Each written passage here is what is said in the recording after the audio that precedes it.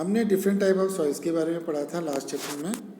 तो class 7th आज हम लोग पढ़ेंगे क्ले। हमने लास्ट चैप्टर में लास्ट टॉपिक में क्या पढ़ा था? Clayey soil, Sandy soils and loamy soil. ठीक, लोमी सॉइल मिक्सचर था सैंडी एंड क्लेई सॉइल का।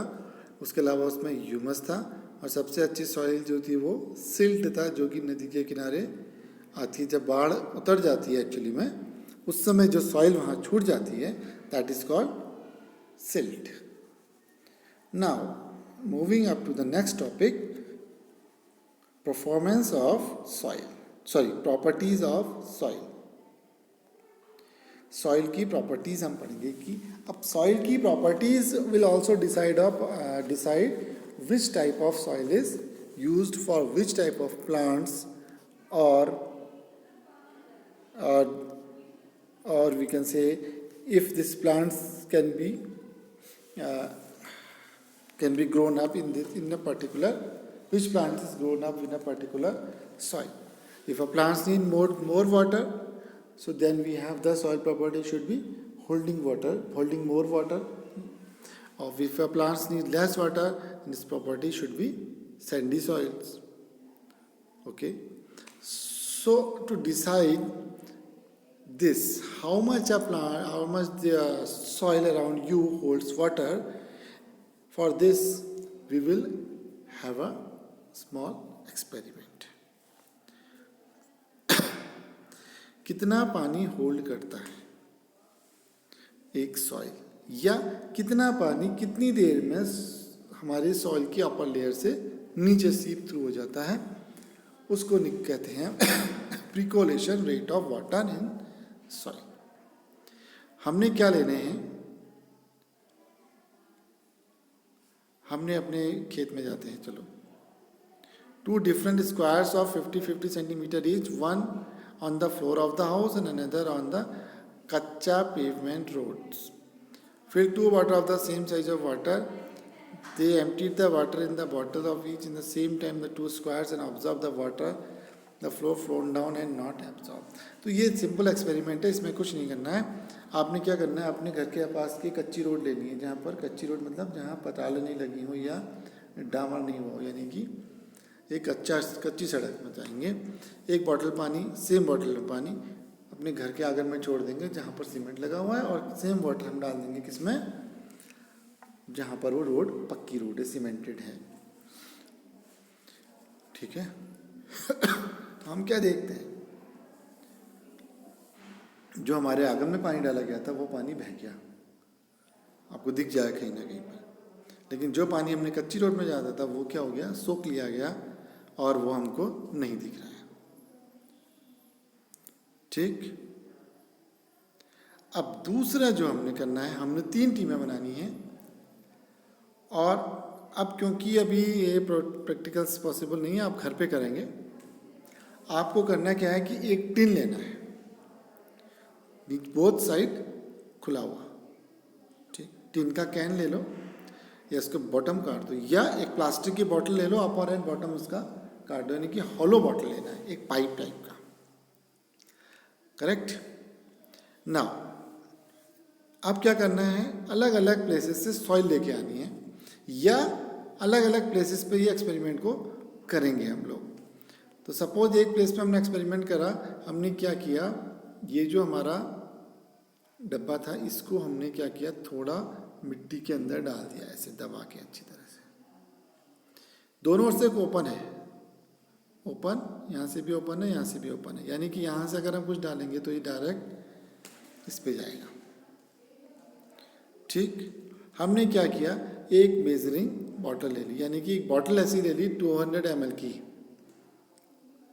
या आपने एक कोल्ड ड्रिंक की बॉटल लाई 200 ml की, कोल्ड ड्रिंक पी ली, बट पीने से पहले हमने निशान देख लिया उसमें कहाँ तक 200 ml आता है, वहाँ तक उसको फिल किया एंड पोर कर दिया आपने किस पे, इस पे, और टाइम नोट करने लगे, कितने टाइम के बाद पानी उसमें दिखना बंद हो जाए।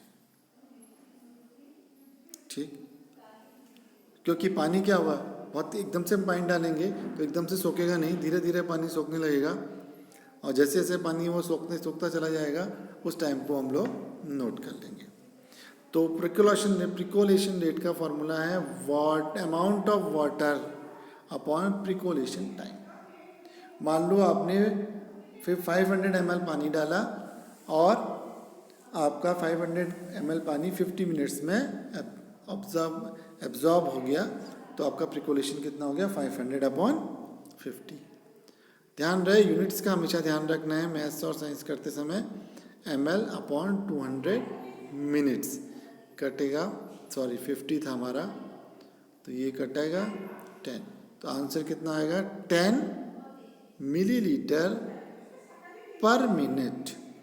यानी कि जो हम पानी डाल रहे हैं वो 50 ml पानी 1 मिनट में सॉइल क्या कर रही है, एब्जॉर्ब कर ले रही है। तो ये इसका क्या हो गया, प्रिकोलेशन रेट। फॉर एग्जांपल इसमें दिया हुआ है 200 ml पानी डाला था हमने, 20 मिनट लगे हमको उसको पूरा सोखने में हमारी अर्थ को, या हमारे जो हमने गमले में अगर एक एक्सपेरिमेंट किया तो उसको, तो इसका प्रिकोलेशन रेट कितना आ गया 10 ml पर मिनट।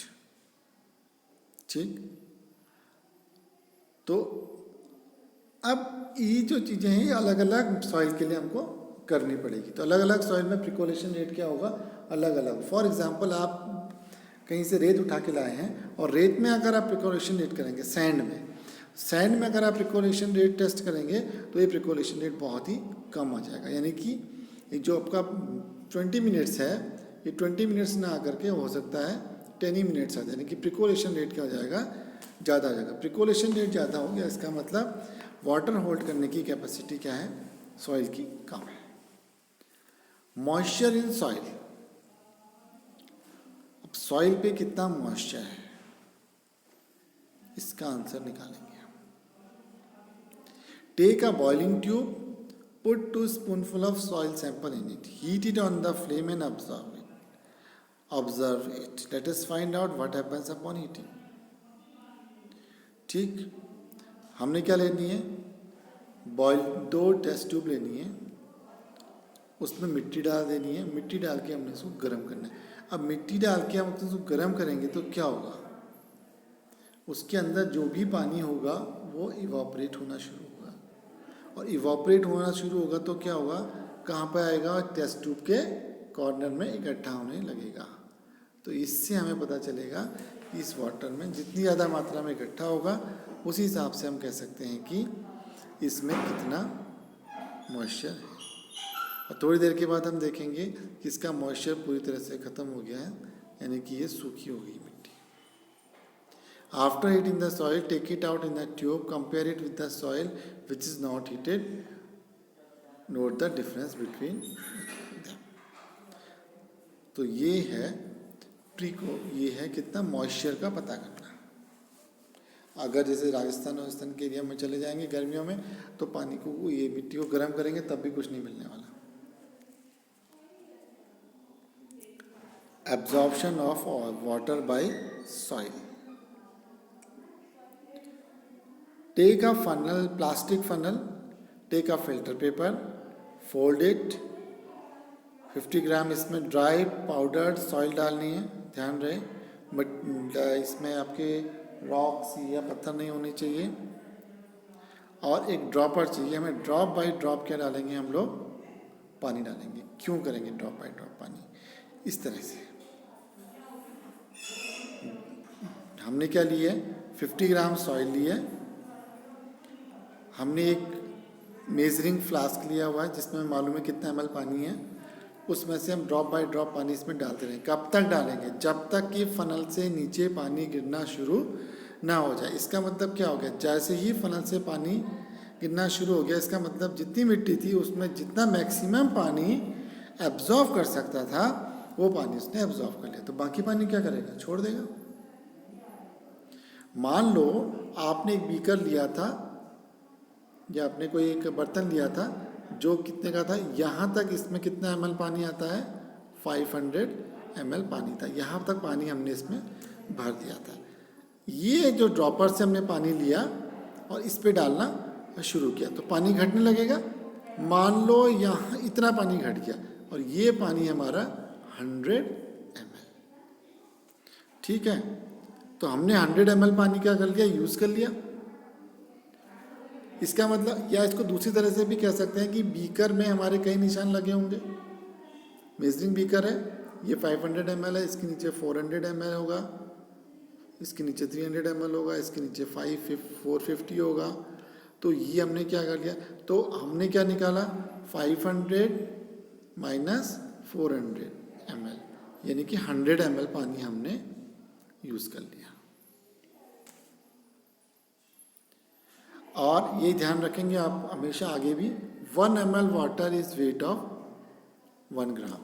ये कहाँ से आया, ये आगे जाके हम पढ़ेंगे। ये डेंसिटी ऑफ वाटर निकालेंगे तो डेंसिटी ऑफ वाटर हम 1 लेके चलते हैं, इसलिए 1 ml पानी का वेट 1 ग्राम हो जाएगा।